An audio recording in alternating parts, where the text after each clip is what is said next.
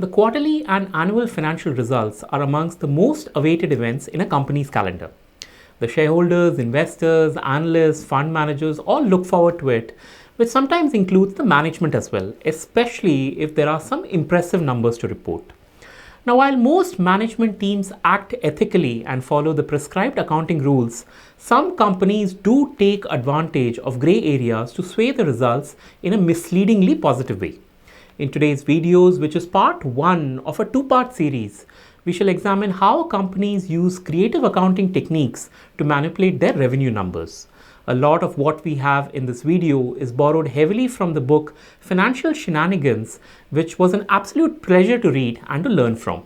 Let's begin.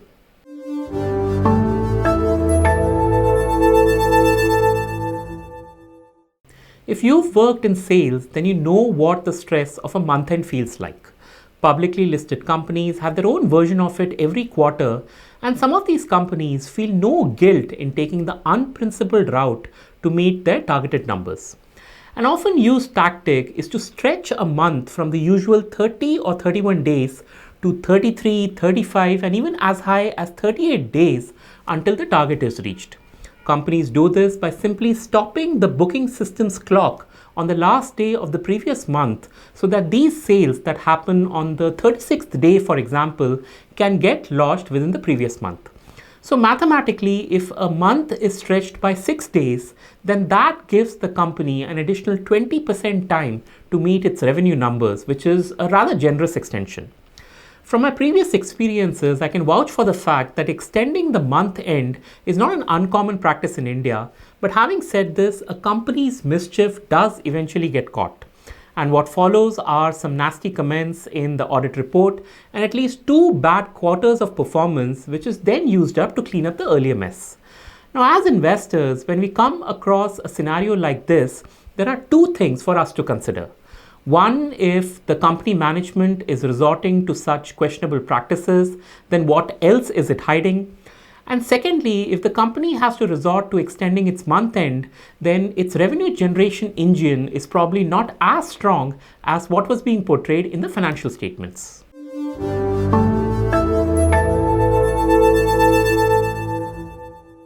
It is a common practice in many industries to sell multi-year licenses. For example, software companies often sell multi-year contracts ranging from 5 to 10 years. This requires the customer to pay some money upfront for the license and then pay an annual charge in the subsequent years. This effectively means that a decent portion of the total value of the contract is not payable to the company for many years to come. But remember, our company's management is desperate to show revenue. So what does it do? It simply ignores, or might I say, it rewrites the accounting guidelines to suit itself and recognizes the total value of the contract as revenue in this financial year itself without actually providing the service. A similar quandary exists with companies who operate a subscription business. Companies like Tata Sky, Amazon Prime, Zoho, etc., where service runs into many months, quarters, and years. So for example, say the subscription fees for an online software is 10,000 rupees per year. So that's 10,000 rupees for 12 months. Now, an aggressive company who is looking to boost its revenue will immediately record the entire 10,000 rupees as revenue. However, a more prudent approach would have been to charge 2,500 rupees on a quarterly basis or in whichever frequency the billing is done. What we often see is that companies start with a moderate or even conservative revenue recognition policy, but as the pressure mounts, they change tracks and end up adopting a more aggressive policy. As investors, it is our responsibility to discover these changes, which are often buried deep within the footnotes of the company's annual report or quarterly statements. So this becomes your first red flag. If the management changes the revenue recognition policy and makes it more aggressive, then it's given that the company is trying to advance some revenue which ideally should have been reported in the future. The second indicator one needs to look out for is how the cash flow from operations is moving as compared to the net income as a trend over many quarters. If one sees that the cash flow has started to materially lag behind the net income, then it should be treated as a warning sign, as there might be some premature recognition of revenue. A third indicator that conveys that revenue is being mischievously recognized upfront is the sudden jump in unbilled receivables. The term receivables refers to money that is due by a customer to the company. Now notice here that I use the phrase unbilled receivables, and that's because in a lot of cases these are not receivables at all and the customer has no obligation for paying them. You see, what's happening here is that because the management wanted to book revenue upfront without collecting the money, the pending amounts were recorded as receivables in the balance sheet. However, per the terms of the contract, these receivables cannot be billed to the customer now as they are due much later, maybe even years later. High long-term receivables are a big red flag, and they certainly warrant further and deeper investigation by existing shareholders and potential investors.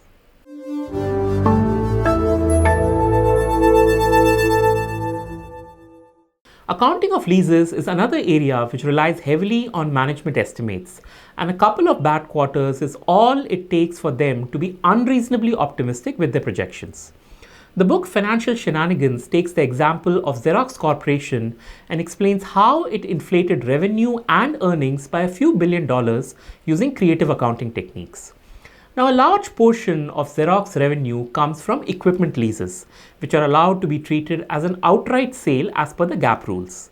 This effectively means that Xerox can recognize the present value of future lease payments as revenue at the inception stage itself. Now, if you recall the video we did on debt mutual funds, present value estimates are a function of the discount rate, the residual value, the length of the contract, and of course the periodic lease payments. Let's focus on this discount rate part, and it's not difficult to understand the importance of this number. If the management chooses a low discount rate, then the present value will come a lot higher, and consequently a higher number can be apportioned as revenue. Now, it should come as no surprise that this is exactly what Xerox management did, which then led to a $6 billion reinstatement of revenue and a $1.4 billion reinstatement of earnings. Yet another variation of this trick is played when multiple deliveries are involved in long-term arrangements. Let's say a company starts bundling a high-definition smart TV with a super fast broadband connection. Quite expectedly, the marketing guys launch it as a monthly offer where one needs to pay only for the broadband and the TV is presented free of cost to the customer. And while this sounds a bit like Reliance Jio, that's not the point here. The point is those two parts of the offering, that is the TV and the broadband connection, can give way to a lot of revenue recognition trickery. You see, per the accounting rules, this company would need to allocate a portion of the total contract value to the TV set, which has to be recognized as upfront revenue, and it needs to recognize the broadband service revenue over the life of that contract. But because these two products are bundled, this distribution of how much to allocate to the TV and how much to broadband is left to the company's management. Now, if the management is honest, no harm done. But if it turns out to be an unprincipled one, then they do have a massive incentive in allocating a higher number to the TV's price in order to book more revenue upfront. From an investor's perspective, the detection of these creative anomalies will require you to look into the revenue recognition policies of the company, be alert to any changes in this policy, and closely monitor the receivables to spot any gaps.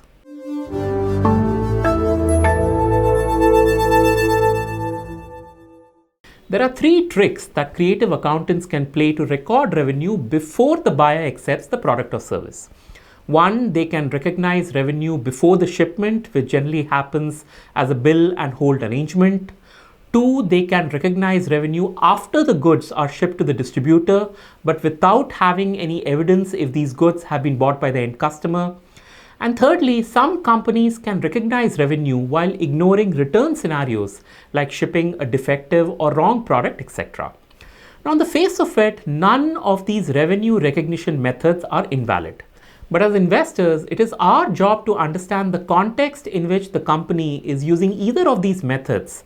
That is the accounting approach the most ideal one for this business, or is simply being used to intentionally inflate revenues? In addition to the revenue recognition method, sellers use a few more tricks to record sales in their books as early as possible. For example, one can deliberately ship out the wrong product, show it as a sale in this quarter, and then reverse the transaction in the next quarter. Another technique is to ship the product before the agreed upon date, which is formally called as channel stuffing, but in a more desi language, it's called dealer ko maal chipkana.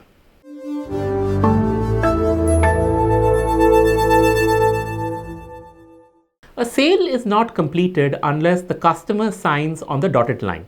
It's a phrase that's repeated in every sales training program, and for good measure because there is no concept of a 99% sale.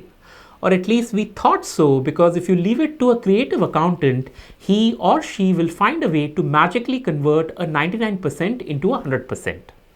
In the book Financial Shenanigans, the authors give an example of a company that recorded millions of dollars in revenue from non-binding sales of software licenses to their resellers.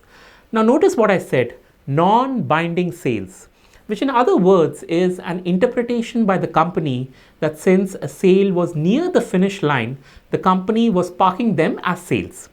I'm sure you understand how absurd this is, but this company did this 99% non-binding sales worth millions, although the resellers were under no obligation to pay the company. In fact, the authors cited another variation of a bogus transaction which involved a different company which also happened to be in the software business. This particular company used a creative three-party circular scam to create fake revenue out of thin air. Now, on the face of it, the company's system looked like any other regular distribution system. That is, the company would sell its product to a middleman who would then sell it to the final customer. This customer would pay to the distributor, and the distributor would pay the company after deducting its commission. But what the auditors found was something completely bizarre. You see, what the company was doing here is actually paying a bribe to the customer to place the sales orders. In fact, this company was not just paying a bribe, but was also transferring the cost of buying the products to the customer, therefore purchasing its own product at a much higher price. And if you're wondering why a company would be doing all this, for one simple reason, and that was to show revenue growth.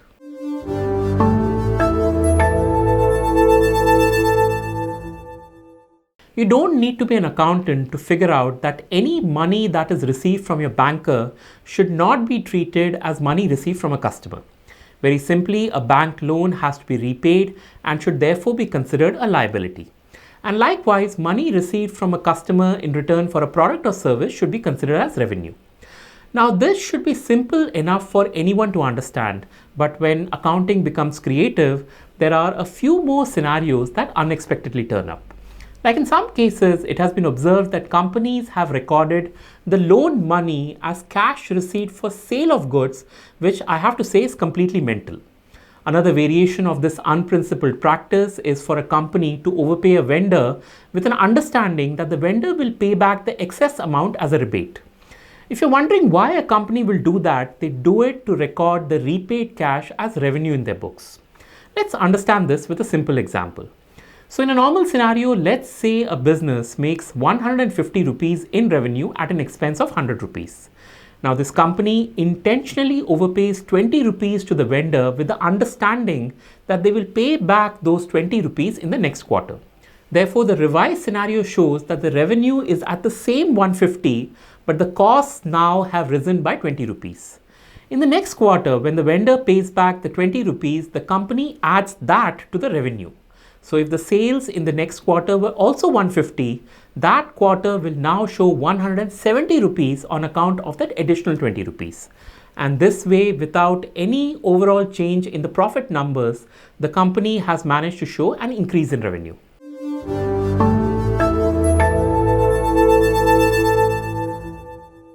A number of businesses act as facilitators in the sense that they facilitate a transaction between the buyer and seller.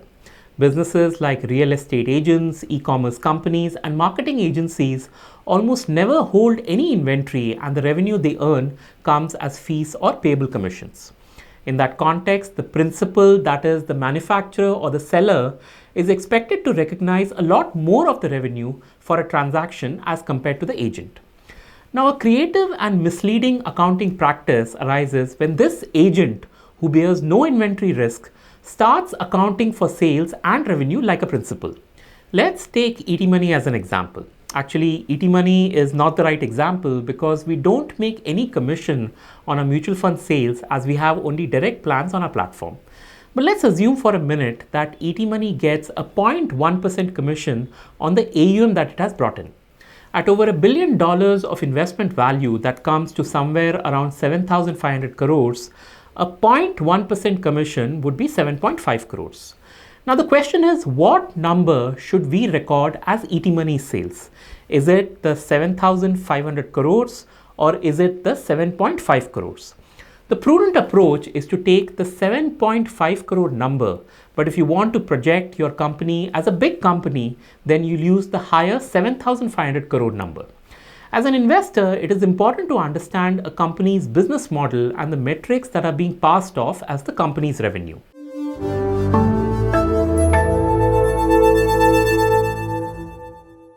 The movie Syriana has this beautiful line that reads, "When we write the gap rules like some kind of abstract painting, you stare at that liability hard enough and before long you'll start seeing an asset."